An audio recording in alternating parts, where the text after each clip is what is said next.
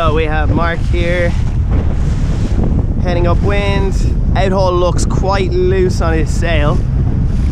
There's quite a large gap between the boom and the sail, so that's how I gauge how much his outhaul's on or off. Never look kind of at the end of your sail, because you know, people are like, oh, how far should it be from the end of the boom?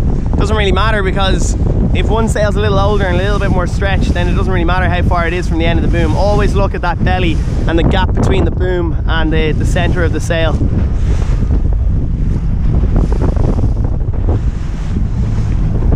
So we got beautiful conditions where we got these choppy waves that Mark can really point up on and try and move up the lane, and then we've got these flat areas where you can just bear off the tiny 3 or 4 degrees and really go for speed. The reason you want to go for speed is because when you come into these choppy waves, you're going to point up into them and you're going to lose momentum.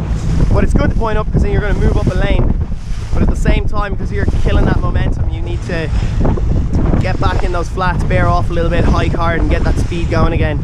So it's almost like getting your speed going. It's almost like if you were cycling and you were like absolutely pegging it down a hill because you knew there was a bit of uphill coming. You want to get as much speed up as possible, so when you do hit that uphill, you use as much momentum as you can to get up over the top of it. So that's what we're doing here, is in the flats, it's bare away, go over speed, speed, speed. You can see he's hiking hard there now because there's no waves. And then once he comes into a bit of choppy waves, he's pointing up into them, and the reason he's doing that is to try and get them to hit the leeward side of his boat. There you go, there's a bit of a point up on that one. And that will help him move up a lane. And so what we're talking about lanes is, you can see Mark is in a lane there, this gentleman here is in a lane, and we want him to work the boat so he can move up lanes. And the thing you definitely don't want is to start to be pushed down lanes.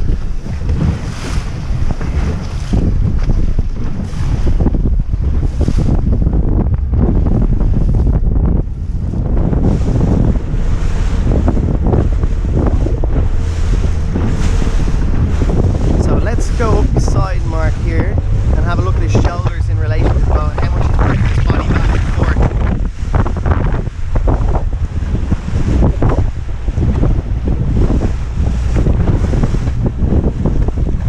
So it's looking pretty good in where he's sitting in relation to his boat, for sure. Possibly start using those shoulders a bit more. You can see he's moving back and forth, but that's just kind of like in relation to the boat moving. And what we'd want to see, and you might see actually a bit more from this guy here, is you can see that he's really pushing his shoulders back and forth. So I hate to use the word ooching because that's kind of illegal, but you definitely want to be a bit more aggressive in your shoulders in the movement back and forth. So coming into a wave, sometimes let's see.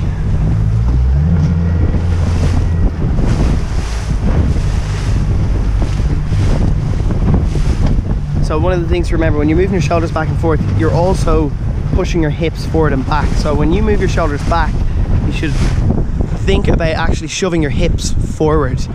So it's not pulling your shoulders back to pull the bow up, it's more you push your shoulders back and shove your hips forward.